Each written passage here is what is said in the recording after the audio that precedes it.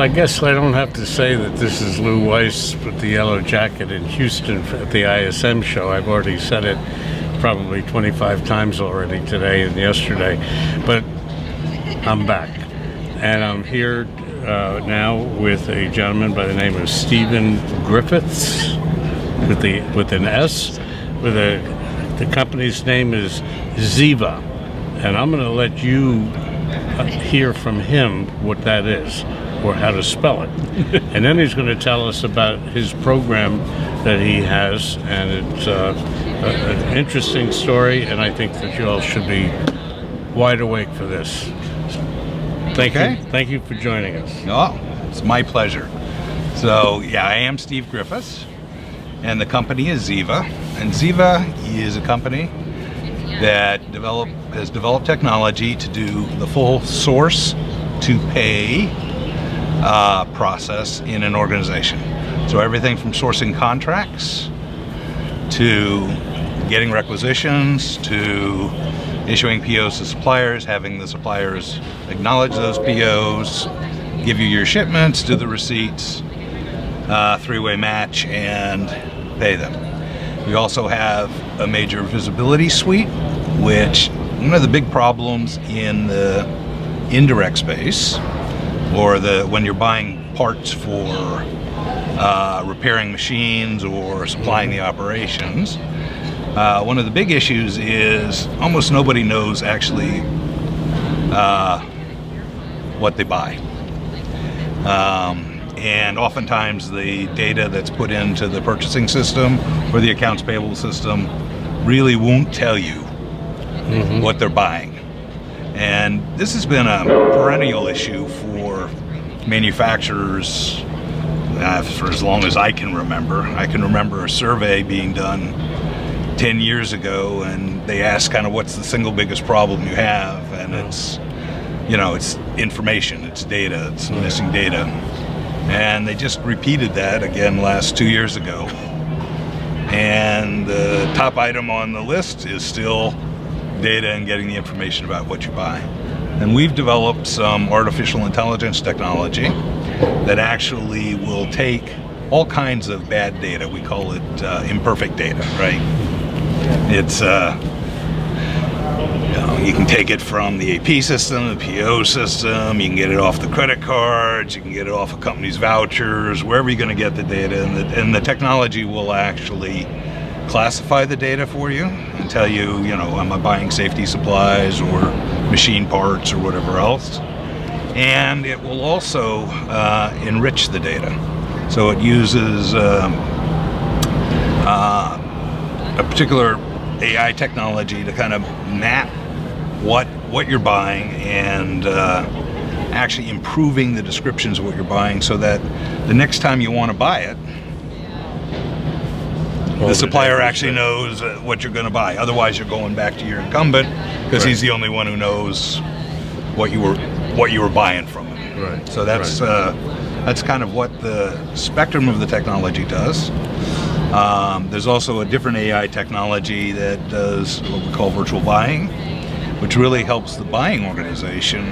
It'll actually do buying for the buying organization. So it will take a requisition, let's say from the maintenance guy, comes in, based on your buying history as a company, because it's studied your buying history, it will actually go in and figure out, okay, if I'm buying this kind of part, these are the 3 suppliers I'm going to buy it from.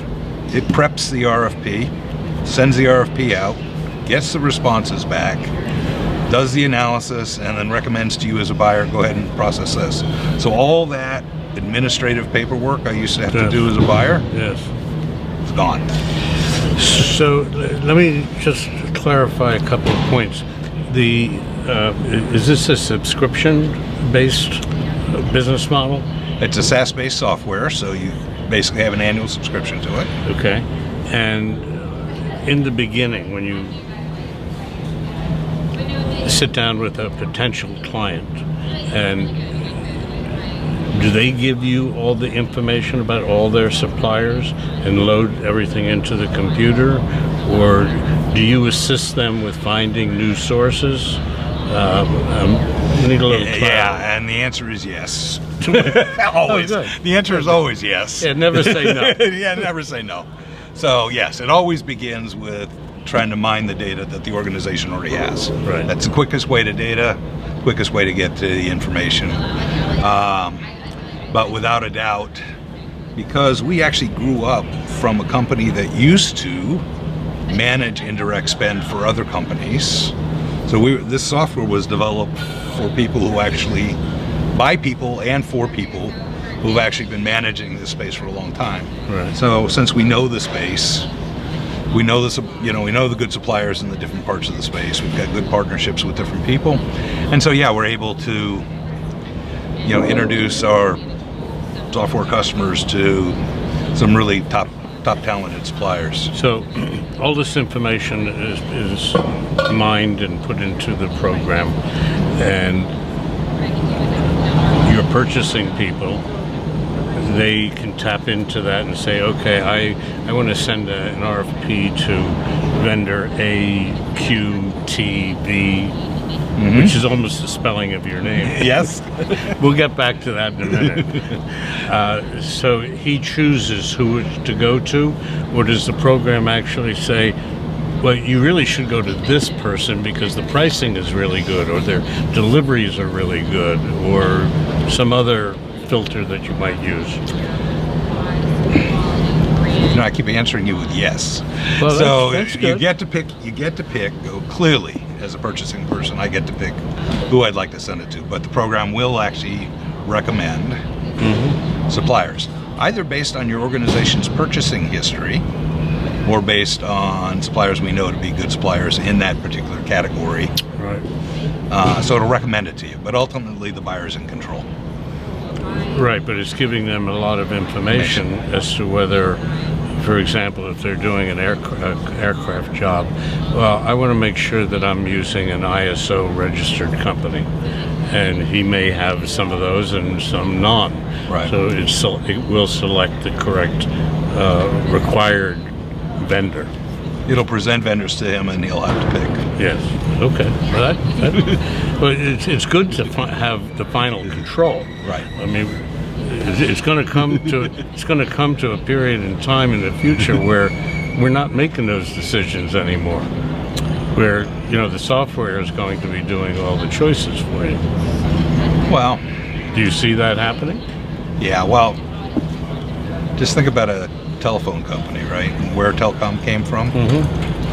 And essentially, you used to have the lady at the board who would take an incoming call, unplug the thing, plug it in, send an outgoing call. A lot of times that's what the purchasing department gets relegated to. Today we have smartphones. Right? Yeah, it's going to happen. In particular for the transactional buys, because what you want to do is free the buyers up, free the purchasing organization up from doing non-value added transactional work. Let them focus on kind of doing the truly strategic work, like putting together the right partnerships and selecting the right channels to buy stuff from. Right. So for those of you who don't know what that box was that you take the plugs and put it in, it was called a switchboard. Because I'm sure there's those out there that don't know what a switchboard is. Okay, let's go back to your name, Xeeva, which is not spelled the way it sounds. Right. Xeeva is Xeeva, and it's a term that has to do with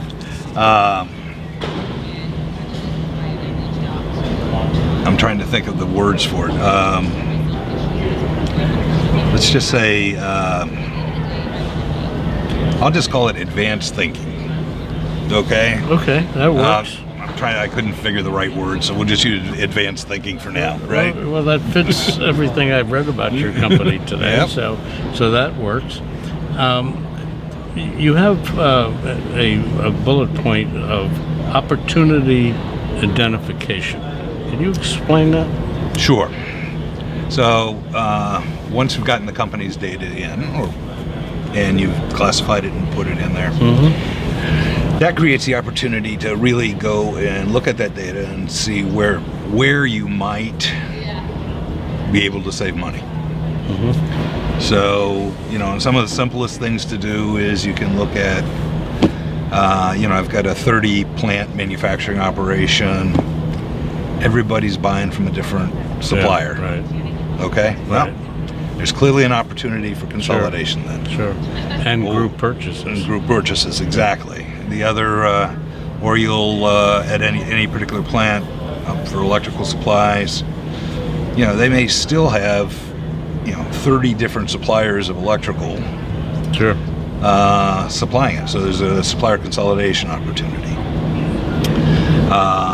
Once you start to get the data and you understand it, I could start looking at across plant purchases. One plant may be paying more for the same item as another plant. So there's an opportunity for sharing there.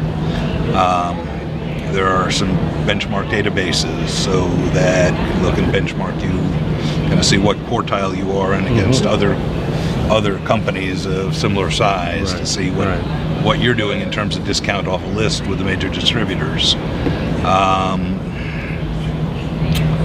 So there's kind of a whole, and it goes on. There's all kinds of things. You look at frequency of buy, all kinds of stuff.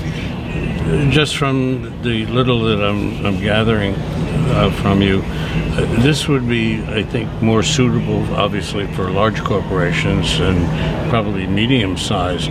What about the little guy, the 20-25 man woman company? So I'd say everybody needs to understand their spend, but for the little, this is targeted at large, mid-sized and larger companies. For a smaller company, the reality is you don't have a lot of leverage in the market. Right. The idea is to make sure you've got access to good supplies, and there are a lot of good distributor programs out there. Granger MS, MSC, Wesco, any one of those. If you align yourself with the but get aligned and make sure that you've got a good solid relationship, because at the end of the day you want to get a good price and you want to get access, and then deliveries, and you want to get the deliveries on time, right? Because the key for you is to kind of keep things moving, and then occasionally if you spot an opportunity, kind of float like a butterfly, sting like a bee, take it, but make sure you're anchored in a good relationship with a kind of full service partner. Which is actually becoming easier nowadays because on the other side, on the sales side, there's so many software programs available today that the CRM programs and so on, that you can develop a good relationship with vendors because that they're qualified, they may be an ISO company, they've got software that can guide them to deliver to you a good product on time, not necessarily at a good price because everybody wants to sell it at the highest price.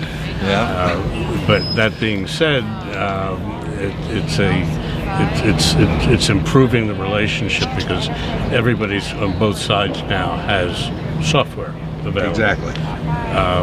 And even with the small companies, there are companies like HubSpot, like Salesforce, who is geared for larger corporations and medium size, but they do have a program for small companies, and it's not particularly expensive, and it saves them a lot of time, which is money.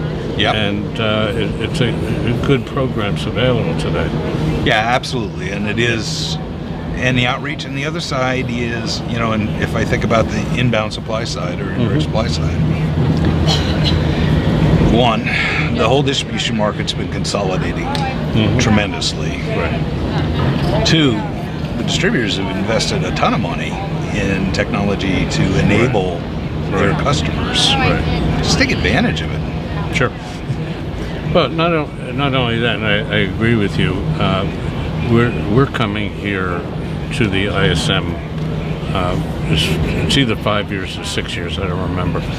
But when I first started coming here to do our shows, there were more manufacturing companies that were here, purchasing units and so on, that were spending time with Institute of Supply Management.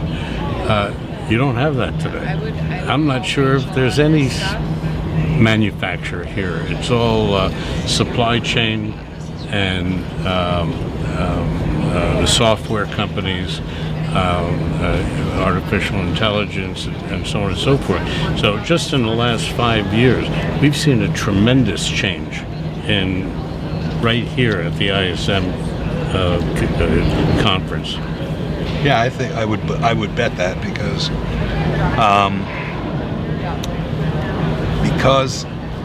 the way people buy and the underlying technology for buying has changed it tremendously. And Sure.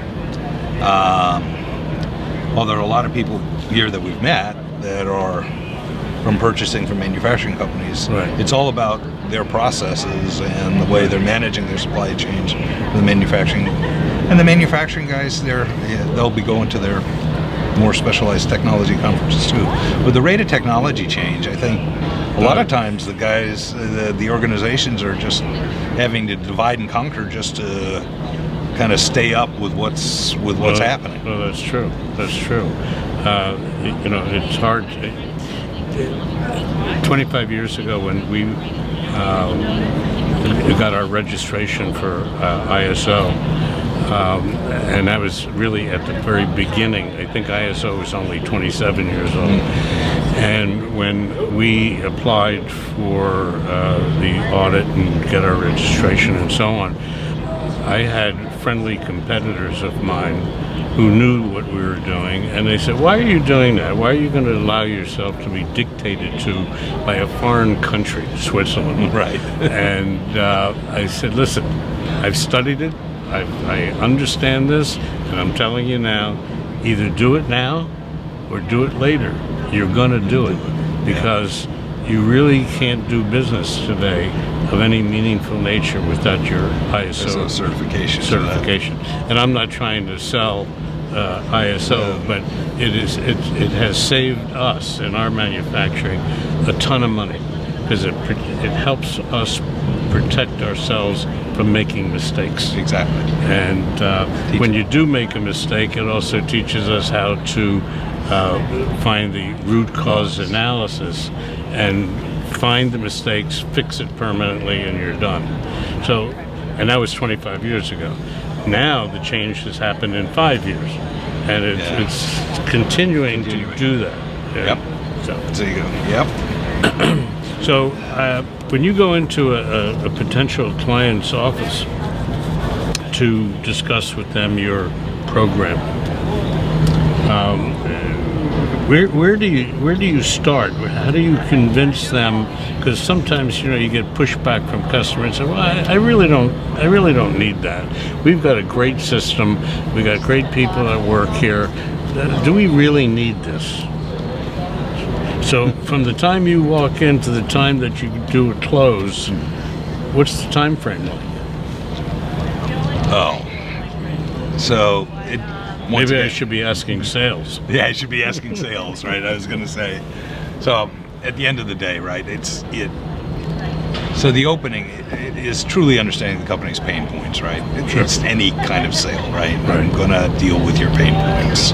Right. A typical software sale here, it depends on how invasive it is. If it's the visibility solution, it still takes you a month to work through because you'll take some data, you'll prove out that the technology works. You got to learn the company. You got to learn the company. If you're going to do something very invasive like a purchase to pay system or requisition to pay system, where you're going to change all the processes at all the plants or all the offices, it's probably more like a 6-month sales cycle to work through with the organization. And then once the sale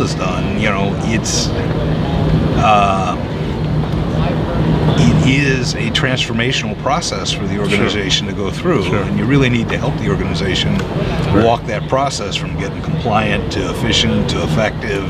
Right. And the good news is the technology actually helps you accelerate that. Accelerate that change. And people typically don't like change, but I think even that's changing. Yeah. I think people today realize, especially in business, that in order to move forward, protect your business, protect yourself, that you have to make change. You can't do today what you did 20 years ago. That's absolutely true.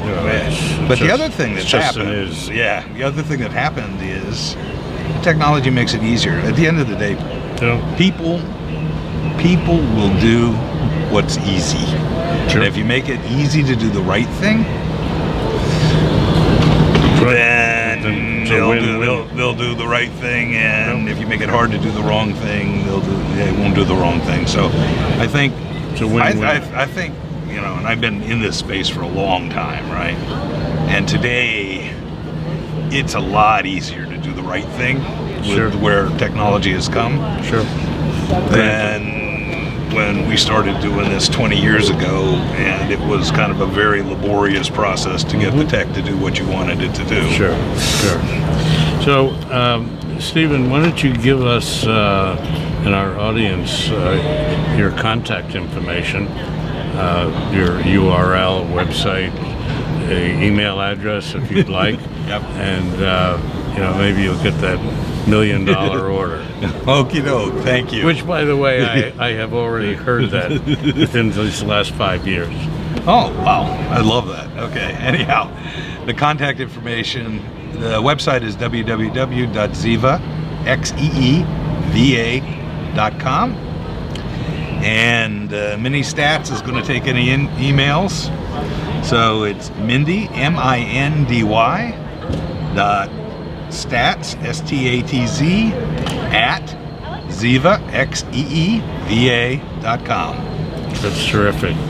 Thank you very much. All right, thank you. Steve, I appreciate your sitting down and passing on your information to our audience, and we certainly appreciate the opportunity to be here. Good luck to you. Yeah. Good luck to your salespeople. Good.